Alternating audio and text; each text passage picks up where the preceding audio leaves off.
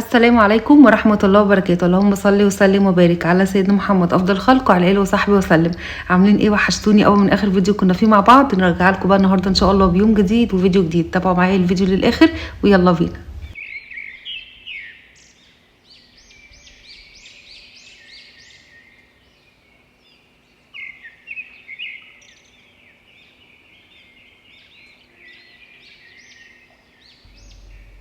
اول حاجه، ايه رايكم يا جماعه في الجو الرائع دوت والسماء الصافيه دي والحاجات الحلوه اللي في الشقه دي؟ بجد دي اكتر حاجه فتحت نفسي وشجعتني جدا جدا ان انا فعلا بجد الحمد لله يعني اتشجع كده ونعمل فيها حاجات جميله على خير باذن الله. حطوا لي بقى لايكات كتير قوي قوي على الفيديو النهارده وكومنتاتكم اللي انا ما بشبعش ابدا ابدا من كلامكم الجميل. ربنا يا رب يديمكم نعمه في حياتي ويخليكم يا رب ليا. زي ما انتم شايفين بقى هنا بنركب الخلاط. طبعا الخلاط دوت انتوا اول مره تشوفوه، انا كنت جايبه خلاط تاني لكن بصراحه كنت حاساه، وفي بعض التعليقات قالوا لي ناس كتير قوي يا شروق الخلاط ده مش عملي، فانا غيرته والله على اخر لحظه. خلاص انا قلت زي ما قلت لكم ان في ناس شغاله عندي في الشقه، في السباك موجود والنجار خلاص خلص كده بيبان الشقه، قصدي بيبان الغرف، فما بقاش فاضل غير القاعده بتاعه الحمام تتركب، حاجات بقى السباكه، الخلاط، الدش جوه، الحوض بتاع الحمام. هتشوفوا دلوقتي الدنيا عامله ازاي عندي. فزي ما قلت لكم ان انا والله على اخر لحظه رحت مغيره الخلاط بتاع المطبخ دوت، علشان طبعا ايه كنت حاساه زي ما بقول لكم كده، حاساه مش عملي. فجبت الشكل اللي انتوا شفتوه دوت. قولوا لي طبعا تحت في الكومنتات ايه رايكم فيه. والسباك هنا خلاص ركب لي الحوض بتاع الحمام ده بقى الشكل النهائي. شكل الخلاط مع الحوض مع الوحده اللي انا عاملاها تحت الحوض دي شكلها حلو قوي. بصوا بقى شكل وجمال الحنفيه عامله ازاي، الخلاط بتاع الحوض. ناس كتير قوي قالت لي يا شروق خلي بالك الخلاط دوت بيطرطش وبيبهدل الدنيا لما يعني بيطلع الميه بره الحوض، فما تقلقوش خالص يا جماعه. بصوا الميه كلها داخل الحوض ولا نقطه ميه طلعت بره. السلك انتوا قلتوا لي في الكومنتات يا شروق خلي بالك حط سلك للشباك. احنا عملنا له سلك اهو، دول السلك بتاعي اهو. بس اهو بجد مبسوطه جدا ان شكل الشباك عجبكم، لان طبعا يعني ادى اختلاف كتير تماما غير التاني خالص. وده بقى شكل الخلاط وجماله وحلاوته. قولوا لي تحت في الكومنتات برضو مع الحوض يعني لا بجد ضغط الميه بتاعته حلو ما شاء الله. هنا بقى شكل الخلاط بتاع المطبخ. بصوا طبعا الشمس كانت داخله لحد المطبخ. شوفوا بقى الخلاط اهو يا جماعه. زي ما بقول لكم لاخر لحظه والله انا اخترت الشكل دوت، لان زي ما بقول لكم الشكل التاني ما كانش مريحني. تمام. هنا بقى طبعا الغرفه بتاعت النوم بتاعتي اتنصبت، لكن زي ما انتم عارفين ان انا كانت عايزه اديها وش نظافه، لان زي ما انتم شايفين التسريحه متدشمله خالص، وفي بعض الحاجات كده اتجرحت واحنا بننقل طبعا. فهنا بقى احمد كان جايب حد ينظفها لي كده يمعجنها، وفي الاخر بقى خالص هتترش عشان طبعا ايه يعني تدي لون كده حلو اكنها لسه جديده بالظبط. تمام. عملنا بقى التسريحه وعملت كمان الدولاب والكومود، ولسه السرير طبعا الظهر بتاعه لسه بيتعمل، هتشوفوه برده بعد كده معايا. ده كده بالنسبه للاوضه. تعالوا بقى هنا شوفوا الاختراع اللي هيحصل دلوقتي. والجنونه عندي اشتغلت. وشوفوا بقى على اخر لحظه غيرت حاجتين في الشقه، الخلاط بتاع المطبخ والغرفه بتاعه البنات. بصوا يا جماعه الدرجه دي بتاعه البيبي بلو انا كنت عايزه اجربها جوه في اوضه البنات اهي كده. واضحه لكم ولا هي كده؟ لا كده اهو. عم صلاح بيضربها لي، بس عايزه اشوف حته منها. لو كده هعمل الاوضه. طبعا انتوا عارفين الدرجه بتاعت البيبي بلو دي انا ايه كانت مغيبه عني بصراحه. جايه جاهزه يا عم صلاح؟ تلون كمبيوتر. وهي لسه هتتعمل كمبيوتر؟ لا ما ده تلون كمبيوتر جاهز يعني متوضبه جاهزه في الكمبيوتر. عايزه اقول لكم والله ما بصدق اخلص من حاجه، يعني الاقي نفسي دخلت في حاجه تانية خالص. طبعا يعني البنات بعد ما الشقه اتفنشت وخلصت تمام، كنت حاسه بقى ان يعني كنت عايزه ان الاوضه دي تكون مختلفه شويه عن باقي الشقه، خاصه ان دي غرفه البنات والاوضه اللي بتاعت البنات اللي بتاعت جانا ورتال هعملها لهم ابيض، يعني اللون بتاعها الخشب ابيض. فكنت حاسه ان انا عايزه اختلف شويه عن باقي الشقه، يبقى دي الغرفه الوحيده مختلفه تماما. فجربت بقى بصراحه اللون دوت.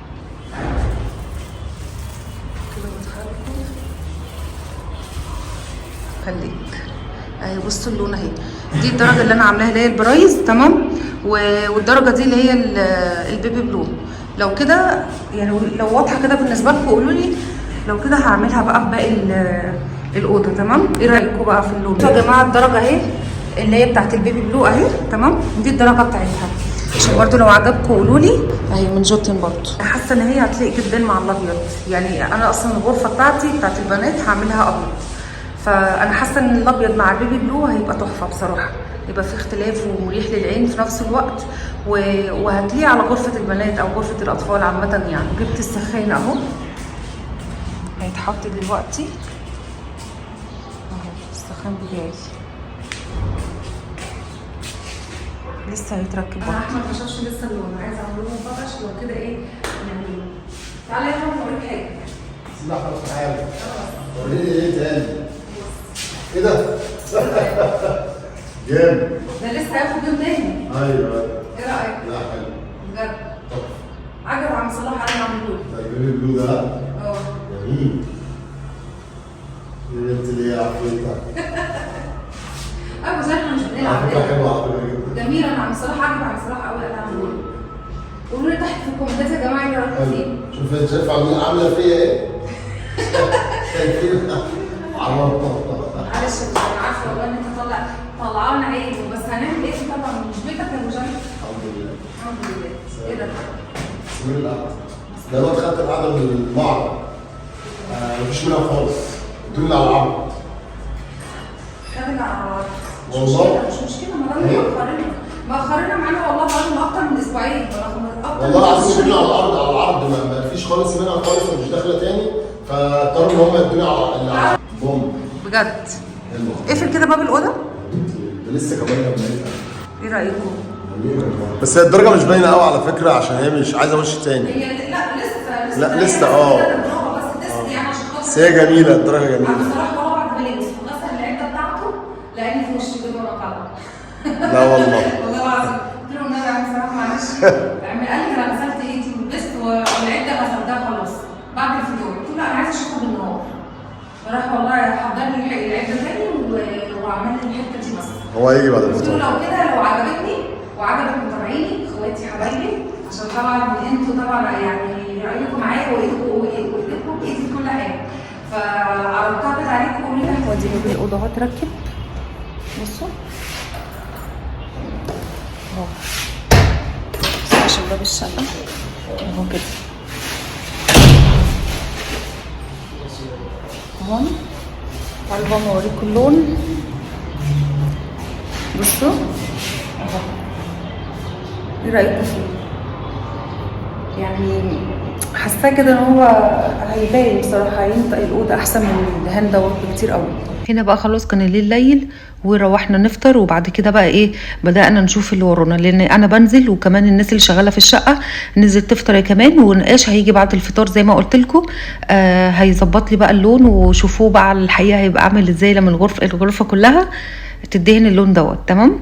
وانا بقى عند ماما من قيمه كام يوم كنت انا جايبه لها طقم اللي هو البورسلين تعرفوه اللي هو الازاز دوت، وكان معاه طقم الكاسات، فقالت لي الكاسات دوت ما يخصنيش، خديه انت بقى هينفعك انت اكتر. وانا اصلا عندي كاسات كتير قوي، لكن ما عنديش بصراحه كاسات اللي هي بالشكل دوت، فعجبتني بقى فقلت لها خلاص ماشي يا ماما.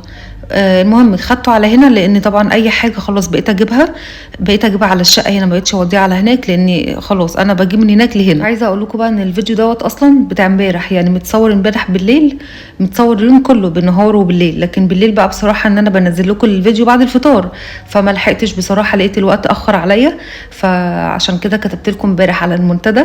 ناس كتير جدا كانت مستنياني وبتاع، وانا والله العظيم فرحت قوي، فرحت جدا من كل قلبي ان انا شفت تعليقاتكم الجميله دي، وان انتوا فعلا بتاخدوا من وقتكم وبتستنوني. ربنا ابدا يا رب ما يحرمني منكم ولا من كل دعوه انتوا بتدعوها لي، ربنا يا رب كده يخليكم ليا.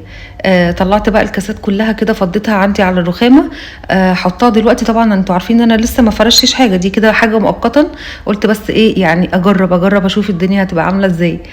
ده شكل الكاسات، عايزه اقول لكم حلو قوي ولونه كده الواناته حلوه ومريحه. وجيت بقى هنا على المطبخ، خلاص بقى ما فيش حد يدخل المطبخ تاني ويعمل لي فيها شغل ولا اي حاجه، والشقه يعتبر خلاص اتشطبت من النقاشه. فانا كنت مستنيه ان انا اشيل الاستيكر ده لما كل الناس خلاص تطلع من الشقه، عشان ما يبقاش فيه بهدله ولا اي حاجه للمطبخ. طبعا بقى لون المطبخ كده زي ما انتم شايفين هو لونه اسود، قصدي ابيض. لونه ابيض، وانا كنت حابه اللون ده جدا، يعني اللي هو تحسيه انه عمره ما يقدم معاكي ابدا. وفي نفس الوقت انا المطبخ بتاعي صغير شويه، فلما اعمله لون فاتح هيديني احساس الوسع. فما حبيتش بقى ان انا اعمله مثلا لون غامق اغمى من كده. حتى كمان لو تلاحظوا الرخامه انا مش عاملاها غامقه، عاملاها فاتحه علشان توسع معايا. والمطبخ نفس النظام، عاملاه برضو اللون الابيض وحاجه بسيطه جدا من اللون الخشب، عشان ايه يعني يدي كده ايه برضو حاجه للمكان احلى، فاهمين؟ بس شلت بقى الستيكر كده زي ما انتم شايفين. وقولوا لي بقى تحت في الكومنتات بالله عليكم ايه رايكم في لون المطبخ. وحسيته انا اصلا بتفرج معاكم على الفيديو وحاسه ان هو بقى مطبخ تاني، يعني بقى خلاص لونه بان وشكله كده كله اكتمل وبان. انا كده مش ناقص اي حاجه خالص غير اللهم صل على النبي التلاجة زي ما قلت لكم، والغساله اللي هي بتاعت المواعين. وانا بصراحه ما جبتهاش لسه. احمد عامل لها صرف، وبدل يعني مكان الصرف بتاعها دوت عمل لي ادراج تحت في المطبخ مكان الغساله. مش عارفه احمد ليه مستبعد فكره الغساله، مع انها والله هتنفعني كتير. فهو اصلا من البدايه كان عمال يقول لي ايه ملهاش لازمه الغساله، ما هو المطبخ هو الحوض اهو بتاع ومش عارفه ايه، واحنا يعني هنعمل مواعين قد ايه. فهو يعني بصوا ما يعرفش كميه المواعين اللي احنا بنغسلها قد ايه بقى لو في عزومه. فراح قال لي بصراحه لو انت عايزاها مش مشكله ابقى اشيل لك الادراج والغساله حطيها، مع اني والله كان نفسي اجيبها. ويعني اول مره بقى مش عارفه، المهم يعني لو لها نصيب هتيجي، يعني هتيجي. جيت بقى هنا على المفاتيح بتاعه الكهرباء، ما كانش لسه ركبت لها الوشوش. جايبه العلبه اللي انتوا شايفينها دي، لان طبعا المطبخ فيه بتاع 8 وشوش، ولسه كمان باقي الشقه لسه في حاجات كتيره هتتحط فيها، لان لسه ما عملتش اي حاجه بره في الشقه، ما ركبتلاش حاجه يعني. وانا بصراحه اخترت اللون الابيض دوت علشان ايه يبقى يعني يبقى هادي كده، ما يبقاش اسود، لان الاسود حاسه ان هو يبقى مش عارفه، حاسه ان في حاجه كده غريبه في الحيطه. فانا فضلت بصراحه اللون الابيض دوت. تمام. اللهم صل على النبي. عايزه بقى اقول لكم على حاجه كده حصلت. اللهم صل على النبي. امبارح طبعا انا ما نزلتلكمش فيديو. النهارده بقى انا طبعا في حاجات كده انا مشغوله فيها جدا، وهقول لكم عليها برضو عشان تبقوا مشاركيني كده. انا ما رضيتش ان انا اصورها معاكم في الفيديو واوريه لكم، لكن بصراحه انا قلت ايه يعني لما اشوف كده الدنيا هتعمل ايه. اول حاجه ان انتوا عارفين لما انا عملت السيراميك في الحمام، وعملت الارضيه كلها بتاعت الشقه، عملت الكباس او الحاجه، المهم اللي انا عامله القاعده بتاعت الحمام اللي هي المعلقه. تمام. فلما الراجل بتاع السيراميك عمل لي السيراميك في الشقه عالي بيها. بصوا انا هنا كنت بوريكم كده ايه لما بطفي النور اللي هو بتاع المسطره دوت بيبقى الجو هادي قد ايه. تمام. وهرص بقى هنا الكام كاسات دول عشان طبعا طلعتهم من الكرتونه علشان ما يتكسروش. فاكمل لكم بقى. المهم فالراجل بتاع السيراميك اللي عمل السيراميك في الحمام عالي شويه عن المقاس اللي احنا كنا عاملين عليه القاعده المعلقه. فبقى في مشكله جامده جدا ان الارضيه بتاعت الحمام ما تتكسر، يا اما الاربع بلاطات اللي فوق القاعده يعني اللي هو تحت الشباك تتكسر، يا الارض يا الحمام. ومفيش اي حل تاني خالص. حتى السباك اللي هو جه ركب لي الخلاط بتاع المطبخ وبتاع الحوض اللي جوه في الحمام هو طبعا اللي اكتشف المشكله دي. فخلاص بقى بعد ما فنشت والدنيا بقت تمام وخلاص واستريحت، لقيت حاجه تانية اتفتحت لي. بس والله العظيم عايزه اقول لكم ان احمد متضايق قد ايه، وانا قعدت اقول له والله يا احمد وهديه خلاص مش مشكله، كويس ان هي بتيجي في الحاجات دي الحمد لله. حتى والله ما رضيتش ان انا اصور معاكم فيديو زي دوت واوريكم المطبخ الحمام وهو بيتكسر. الحمام اتكسر بس ما اتكسرش كله، اتكسر 4 بلاطات زي ما بقول لكم فوق القاعده. تمام. وكمان فكيت الكابينه، خليت الناس اللي جم ركبوا لي الكابينه جم تاني فكوها، وقلت لهم طبعا لما اعمل البلاطات دي هيجي يركبوها تاني ان شاء الله. فالنهارده بقى نزلت الصبح رحت السلاب دورت على البلاطه دي عشان طبعا اجيب زيها ما لقيتش. فروحت كليوباترا لقيتها بصراحه، لما اديت لهم الكود طلعوها لي. جبت بس كرتونتين قلت بالزياده عشان طبعا لو في حاجه مكسوره كده ولا كده يبقى الحمام كله يعني واحد. فان شاء الله المشكله كده ادعوا لي تتحل الحمد لله، يعني كويس ان هي بتيجي في الحاجه دي فالحمد لله. بس فانا والله العظيم ما رضيتش ان انا اصور معاكم حاجه زي كده عشان ما تقعدوش بقى تقولوا حرام ومش حرام وانتي بتكسري وانتي بتعملي ومش عارفه ايه. فلا انا يعني استحرمت بصراحه وعارفه ان انتوا هتتضايقوا عليا، فقلت لا بلاش. هنا بقى كنت بوريكم بقى الفينيش والحاجات النهائيه بقى اللي في المطبخ الجميله دي. عايزاكم بجد في التعليقات تقولوا لي ايه رايكم، ويعني في كل حاجه بقى، في الخلاط، شكل الخلاط مع الحوض مع شكل البوتاجاز مع الرخامه مع المطبخ الابيض. هنا برضو حاطه درج كده او منظم عشان خاطر طبعا اللي هو تحت الحوض ده احط فيه ادوات النظافه. تمام. وهنا بقى اوريكم الشكل النهائي للمطبخ كده كامل. يا رب كده يكون عجبكم. وعارفه طبعا ان الابواب هنا كمان عجبتكم كتير جدا، في ناس كتير قوي عجبتها شكل الباب دوت، وفرحت فعلا قد ايه من كل قلبي ان كل حاجه انا بعملها بتفرحكم وانتوا كده يعني ذوقكم جميل بصراحه. ركبت بقى هنا الفيشه اللي جنب الباب والباب الحمام والاوضه بتاعتي، وبس على كده كان خلاص الحمد لله. المطبخ ما فيهوش اي حاجه غير بس واقف على الفرش وان انا اجيب الميكروويف بتاعي ويتحط وخلاص كده تمام. بصوا بقى يا جماعه، احنا طبعا دلوقتي بدانا في اللون يتعمل، بس هو كان لازم طبعا انتوا عارفين ان الاوضه خلصت خلاص واتشطبت وخلاص، فاحنا لما جينا انا عرضت عليهم اللون ده يعملوه، فهو لازم دلوقتي عم صلاح لازم يشتغل في البطانه الاول، لازم يعمل ارضيه عشان خاطر يعمل عليها اللون دوت. صح يا عم صلاح؟ اكيد لازم نعمل لون بطانه عشان احنا كده بنغير من اللون. احنا دلوقتي بنجهز بنعمل لون بطانه عشان الاوضه كانت بالفعل اتشطبت، ولما حضرتك حبيتي تغيري اللون احنا لازم نعمل له ارضيه الاول. تمام. فاحنا بنجهز دلوقتي بنعمل بطانه وان شاء الله تنشف نبدا نشطب بندي وشين من اللون الاساسي. تمام. بس ايه رايك في اللون دوت بقى؟ لا هو لون ممتاز حلو ويمشي مع الاولاد جميل. يا بنتي قالت لك هات اللون ده لحد ما جابته. بصوا بقى يا جماعه انا عامله ازاي؟ لسه بقى هو لسه. بصوا حتى عم صلاح مركب رجع تاني يغلف الباب عشان خاطر طبعا ما يتبهدلش معاه ولا اي حاجه. خلاص بقى هنا عم صلاح بدأ يشتغل لي في اللون، وانا حاسه والله ان اللون هيبقى بصوا هيبقى بوم، يعني انتوا عارفين توقعاتي فان شاء الله خير. ده كمان اللون ده بالليل، فبالكم بقى بالنهار كده هيدي اضاءه حلوه جدا وهيليق مع اوضه البنات نفسها، لان انتوا عارفين هنا الغرفه دي فيها الشباك على الشارع ونهار وشمس، اما الغرفه بتاعتي التانية ما فيهاش شباك غير الشباك صغير على المنور. فانا حبيت بصراحه ان هنا الاوضه دي تكون يعني فيها هي اللي فيها الشباك، عشان هي طبعا بنقعد فيها احط فيها شاشه، ابقى مثلا قافله بره الريسبشن بره ومهديه الدنيا بره، ونقعد هنا مثلا مع الولاد نتفرج على حاجه بتاع. فانتوا عارفين كلنا ما فيش حد يا جماعه ما بيحبش يقعد في اوضه الولاد كده معاهم ويحسوا بدفى مع بعض. فانا بصراحه قررت بقى ان انا يعني اخلي لهم هم الاوضه دي. تمام. اما بقى ايه اخر تحضيرات في الغرفه بتاعت الاوضه بتاعتهم، انا ما بعتهاش يا جماعه زي ما قلت لكم، انا بجدد فيها يعني فكيتها كده كلها. تمام. وغيرت الخشب بتاعها خالص، ولو يعني لو في خشب تاني زياده عليها جبت لها وهدهن بقى كده، وهتشوفوا بقى ان شاء الله باذن الله اختلاف تماما مش هتعرفوها اصلا، اكني اشتريت اوضه جديده. بس انا كملت عليها خشب وكان في كده اشكال معينه انا كنت حابه اعملها في الدراب، قصدي في الدراب في الدولاب، واغير من شكلها واعمل فيها دراج، لان الشكل الاولاني ما كنتش حابه بصراحه، ما كنتش حاسه ان هو يعني منظم كده. فانا كنت عايزه حاجه معينه وكنت عايزه اعمله كده شكل تاني، فان شاء الله كده لما هتشوفوه هيعجبكم باذن الله. مع الدهان بس هتلاقوا كده حاجه تانية خالص.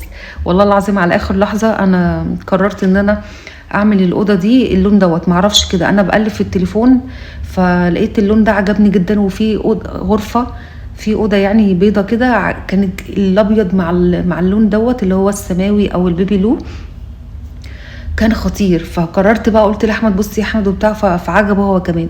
فزي ما شفتوا كده عملت عليه تيست وقلت بقى يلا على البركه زي ما تيجي. فان شاء الله هتطلع حلوه في الاخر وهتعجبكم. انا عارفه بصوا انا عارفه واثقه متاكده ان شاء الله هتعجبكم. النهارده الصبح بقى انا نزلت رحت زي ما قلت لكم، رحت كليوباترا اشتريت السيراميك وبدات ان انا اكسره. خلاص هو اتكسر مش كله، هو زي ما بقول لكم الاربع بلاطات بس اللي فوق القعده، والكابينه فكيتها طبعا عشان ايه ما فيش حاجه مثلا يعني تتكسر او اي حاجه.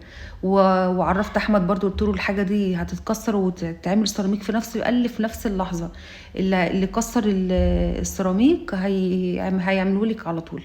فهو الحمد لله احنا بدأنا شغالين فيه، وان شاء الله هوريكم برضو ايه النتيجه فيه كده، لان انا والله ما حبيت ان انا ازعلكم واوريكم فيديو زي دوت. انا كان ممكن ان انا اطلع بيه بقى واعمل بيه فيديو واقول لكم بصوا بقى الخيبه اللي انا فيها، ويا سواد السواد يا باروش دي. فلا يعني انا ما حبيتش ان انا ازعلكم، لان انا عارفه ان انتوا بتفرحوا لي في الخير وبتحبوا لي كل الخير، فعشان كده والله ما رضيتش ان انا اصوركم. انا بقول لكم اهو عشان طبعا ايه يعني تبقوا معايا كده في الدنيا. انا ما كانش في اي حل تاني خالص غير ان هو يكسر. كان في حل واحد وما عجبنيش بصراحه. لقيت السباك بيقول لي اعملي، ما فيش الا حل واحد، ان انت تعملي عتبه قدام باب الحمام وتكسري السيراميك. فعتبه ايه واكسر سيراميك ايه؟ مش بعد ده كله والتكلفه اللي انتوا شايفينها دي كلها في التوضيب وفي تغيير الشقه، واعمل عتبه على باب البيت على باب الحمام. فقلت له لا بصراحه، ما دام انت هتكسر الارض يبقى خلاص كسر اللي فوق البلاطات اللي هم فوق القعده وظبط الدنيا على كده. بس اهم حاجه الدنيا بس تتلم معايا، ما توسعش اكتر من كده. بصوا كده بقى اللون من بعيد يعني من بره الشقه، يعني بصوا الشقه اهي تحس ان الاوضه كلها اختلفت. تمام. بصوا دي البطانه، يعني لسه ما ادهنتش الوش اللي انا عايزاه. طبعا ده مش اللون الاساسي ولا اللون اللي انا عايزاه، هو بس عمل ايه، هو قرب الدنيا من اللون دوت، حط لون اللي انتوا شايفينه اللي هو السماوي دوت.